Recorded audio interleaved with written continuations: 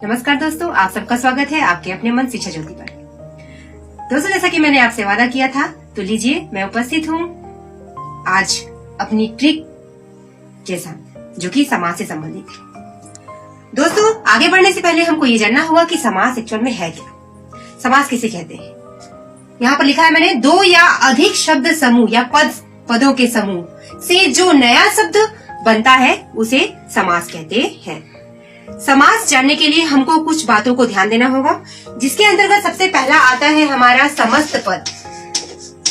समस्त पद दोस्तों, ये जो चीजें अभी बताऊंगी मैं, उनको जाने बिना हम समास को नहीं समझ सकते, इसलिए हमको ये बातें जाननी जरूरी है। तो हमारा जो पहला पद है वो है समस्त पद। समस्त पद किसे कहते हैं? समास विधि से जो नया शब्द बनता है। समास विधि से हमको इसको शॉर्ट में कह सकते हैं समास विधि से बना नया शब्द, ये कहलाता है दोस्तों हमारा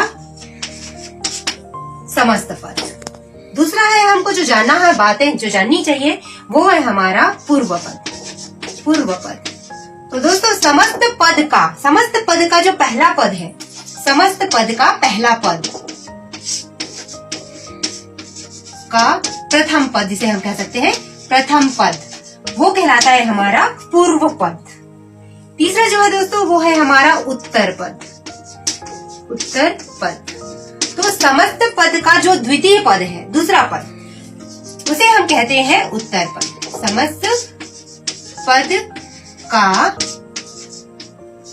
द्वितीय पद, दूसरा पद। चौथा और लास्ट जो है हमको जाननी चाहिए वो बात है, समस्त पद, पूर्व पद, उत्तर पद के बाद आता है हमारा समास विग्रह। समास विग्रह। समास विग्रह किसे कहते हैं? ये होता है समस्त पद का विस्तृत रूप। जब विस्तृत मतलब फैलाना, समास को, जो शब्द है समास, हमारा समस्त पद है, उसको फैलाना, उसका विस्तार करना। तो समास समस्त पद का विस्तृत रूप। दोस्तों, जब तक मैं इसको उदाहरण से करना चाहूंगी, हो सकता है बहुत लोगों को समझना है, इसलिए मैं उदाहरण दे रही हूँ। जैसे कि हमने एक शब्द लिया हमारा रसोई घर। रसोई घर तो दोस्तों ये जो रसोई घर है वो क्या है? हमारा समस्त पद है। ये क्या है? हमारा प्रथम जो समस्त पद है। ये समस्त पद का जो मैंने कहा पूर्व पद, पूर्व जो ये रसोई है ना, वो हमारा है पूर्व पद। पूर्व पद और जो ये घर है वो हमारा है उत्तर पद। ठीक है दोस्तों, जब हम इसका समास विग्रह करेंगे, जब इसको फैलाएंगे इस सामासिक शब्द को, तो हमारा बनेगा रसोई के लिए घर। तो ये हुआ इसका विस्तृत रूप, मतलब ये हुआ इसका समास विग्रह। तो इस तरह हमने जाना समस्त पद क्या है, उत्तर पद क्या है, हमारा पूर्व पद क्या है, और समास विग्रह कैसे करते हैं। दोस्तों, हम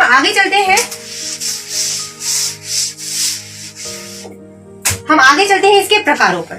तो मैं आपको बताना चाहूंगी कि समास के 6 प्रकार होते हैं। आगे देखते हैं, हमारा जो पहला जो प्रकार होता है वो होता है हमारा अव्ययी भाव समास। अव्ययी भाव समास। अव्यय क्या होता है दोस्तों? अव्यय ट्रिक बताऊंगी, साथ में उसका विस्तार भी करूंगी। आप चाहे तो ट्रिक ग्रहण करें या फिर उसका विस्तार रूप देखें। ये जो अव्यय होता है, इसका मतलब होता है जिसका कभी क्षय नहीं होता, जो कभी खत्म नहीं होता, जिसका कभी नाश नहीं होता, जिसको हम इंग्लिश में बोलते हैं यूनिवर्सल वर्ड।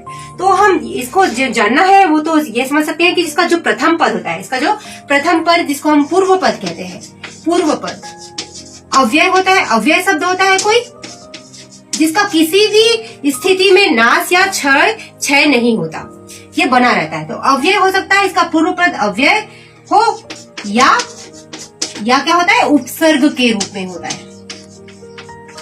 अव्यय होता है या उपसर्ग के रूप में होता है।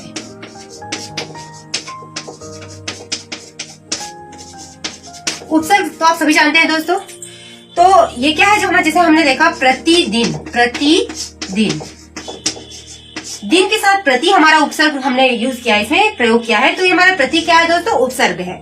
तो हम आसानी से बच्चों को समझा सकते हैं या खुद जान सकते हैं, या हम कुछ एग्जाम की तैयारी कर रहे हैं तो हम खुद भी हमको ये ज्ञान होता है कि जब उपसर्ग का किसी सामासिक शब्द में उपसर्ग का प्रयोग होता है तो वो अव्ययी भाव समास के अंतर्गत आता है। दूसरा उदाहरण देखते हैं हम, यथाशक्ति, यथाशक्ति।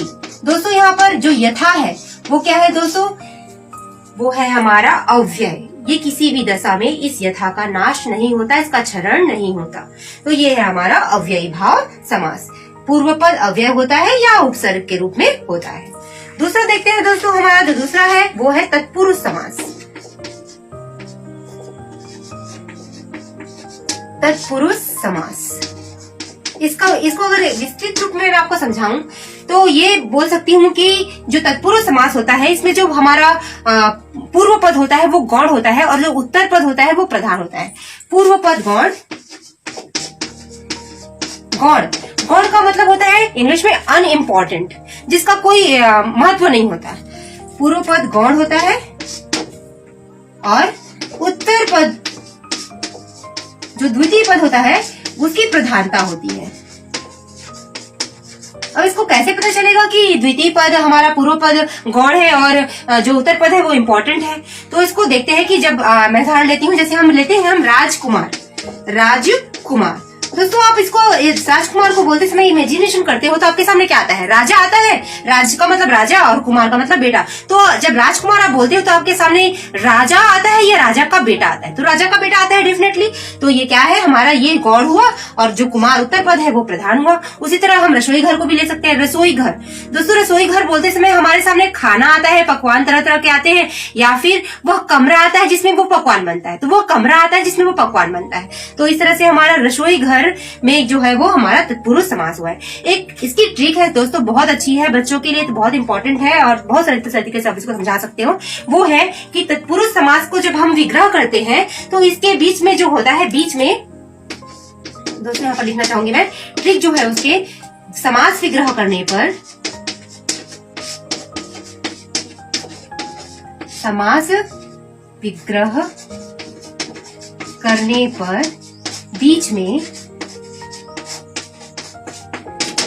में का, के, की जो कारक चिन्ह है दोस्तों, हमारे कारक चिन्ह का, के, की, के लिए, में, पर और से, इसका प्रयोग होता है समास विग्रह करने पर। लेकिन हम इसको समास विधि से बनाए तो इनका भी माना जाएगा, इनका लोप होता है। जैसे हम देखते हैं राजकुमार को ही देख लेते हैं हम, राजकुमार। तो ये क्या होगा दोस्तों, इसका समास, हम इसका समास विग्रह करें तो राजा का कुमार। तो इस राजकुमार समासिक शब्द में हमारा जो का है उसका क्या है, लोप हुआ है। यानी कि हम इसका विग्रह करें तो ये का प्रयोग यहाँ पर होगा। इस तरह से हम आसानी से समझ सकते हैं कि तत्पुरुष समास क्या है और कैसे उसका कैसे पहचान सकते हैं हम उसको। तो हम उसको कैसे पहचान सकते हैं, तो उसको विग्रह करने पर हमारा बीच में का, के लिए, में और पर और से का प्रयोग होगा। और अगर समास करें तो क्या होगा, इनका लोप होगा। इस तरह से हम राजा का कुमार, रसोई, के लिए, घर, इस तरह से आसानी से पहचान सकते हैं। तीसरा जो हमारा है दोस्तों वो है हमारा कर्मधारय समास। कर्मधारय समास,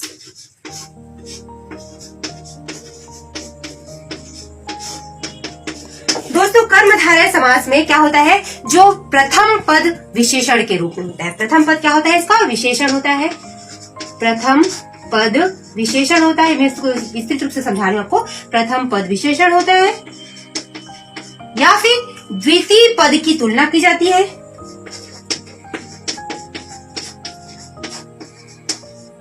प्रथम पद से द्वितीय पद की तुलना की जाती है। और आप इसका ट्रिक है दोस्तों कि अगर आप इसका विग्रह करो तो बीच में के समान है जो का प्रयोग होता है। ट्रिक क्या है, विग्रह करने पर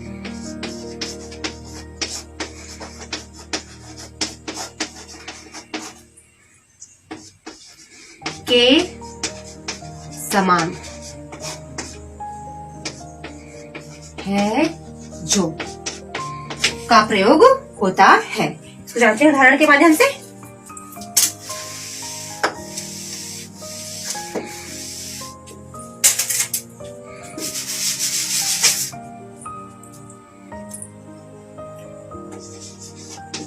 मृग नयन। मृग नयन मैंने क्या लिखा था? प्रथम पद विशेषण होता है, प्रथम पद विशेषण होता है, द्वितीय पद की तुलना, नयन की तुलना मृग के नयनों से की जा रही है, और इसका अगर विग्रह करें हम तो क्या होगा? मृग के समान, मृग के समान नयन। तो बीच में आया के समान। उसी तरह दूसरी द्वितीय उदाहरण लेते हैं, महान पुरुष। महान पुरुष तो क्या होगा? महान है विशेषण और पुरुष है विशेष्य, और पुरुष की तुलना की जाती है महानता से, उसकी महानता से, और अगर विग्रह करें तो इसका होगा महान है जो पुरुष। महान है जो पुरुष। ये था हमारा दोस्तों तृतीय हमारा समास। चौथा समास है वो हमारा द्वंद्व। द्वंद्व दोस्तों, द्वंद्व का मतलब क्या होता है? द्वंद्व का मतलब होता है झगड़ा। और झगड़ा किनके बीच पाया जाता है? दो विरोधियों के बीच। तो नेचुरली बात है कि द्वंद्व समास कहाँ पे होगा? जहां एक दूसरे के विरोधी एक दूसरे के सामने खड़े होंगे। जैसे हमारा हुआ देवासुर। देवासुर दोस्तों, आपको इसका विग्रह करोगे तो यहाँ देखो, ये देव है और ये असुर है। तो देव और असुर क्या हुए? एक दूसरे के विरोधी हुए।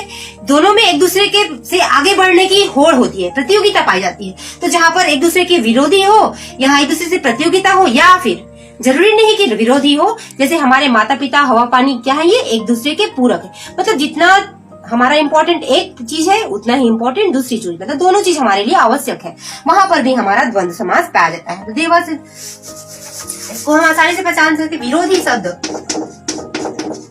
विरोधी शब्द जहां पर एक दूसरे के विरोधी शब्द पाए जाए, ये ट्रिक है दोस्तों। और मैंने आपको बताया कि जैसे आप इसका विस्तृत रूप में जाओगे तो जरूरी नहीं है कि एक दूसरे का विरोधी हो, एक दूसरे का पूरक भी हो सकते हैं। मतलब एक चीज हमारे लिए जितनी इम्पोर्टेंट है, जितना महत्व एक चीज का है, उतना ही महत्व दूसरी चीजों का भी है। जैसे हवा और पानी, जितना इम्पोर्टेंट हमारे लिए हवा है, उतना ही इम्पोर्टेंट हमारे लिए पानी भी है। तो विरोधी शब्द, लेकिन बच्चों को समझाने के लिए हम यूज कर सकते हैं कि जब दो समासिक शब्द एक दूसरे के विरोध में हो, तो विरोधी शब्द हो तो वहां पर द्वंद्व समास होता है। जैसे कि देवासुर मैंने बताया अभी, देवासुर पहला। दूसरा उदाहरण हवा पानी। यहाँ पर दोस्तों आप एक ट्रिक बच्चों को और आसानी से समझा सकते हो, वो है हमारा योजक चिन्ह। लेकिन आपको यहाँ पर देवासुर में योजक चिन्ह नहीं दिखाई दे रहा है, क्योंकि हमको पता है कि देवासुर एक शब्द हमने उसका आइस में जोड़ दिया है तो ये देवासुर बना है। लेकिन हमको पता है कि वो देव और असुर है, तो वो द्वंद्व समास के अंदर आते हैं। लेकिन हवा और पानी आप बच्चों को समझाते हैं, जहाँ पर योजक चिन्ह हो वहां पर द्वंद्व समास होता है। पांचवा है दोस्तों हमारा जो है द्विगु समास। द्विगु समास, द्विगु समास में क्या होता है दोस्तों? द्विगु समास में जो हमारा पूर्व पद होता है, पूर्व पद वो क्या होता है? संख्यावाचक होता है, मतलब वो संख्या में होता है। पूर्व पद, इसकी ट्रिक है, पूर्व पद संख्यावाचक होता है।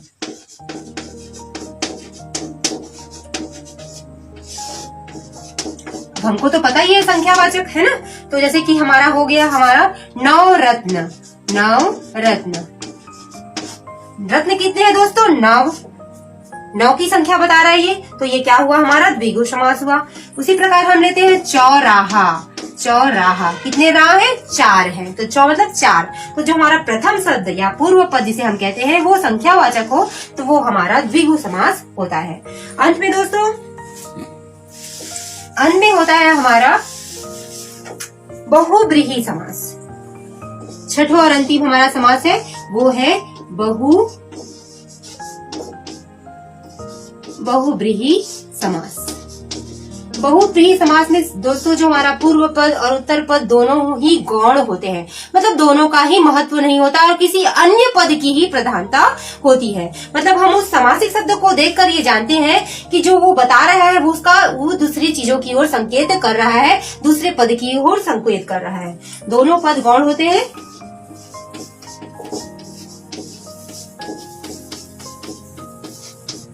और किसी अन्य पद की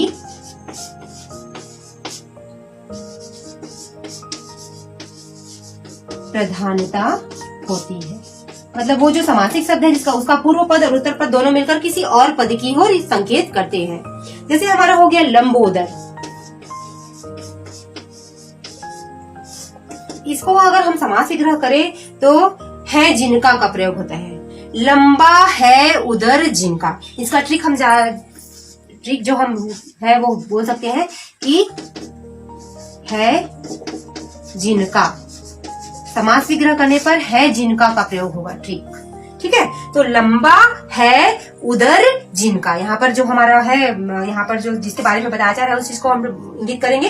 तो उधर के बारे में बताया जाए कि उधर लंबा है, तो लंबा है उदर जिनका, तो किनका दोस्तों? गणेश भगवान का। तो ये लंबोदर का कोई इसके पूर्व पद और उत्तर पद गौड़ है और ये किसकी ओर इशारा कर रहा है? गणेश जी की ओर।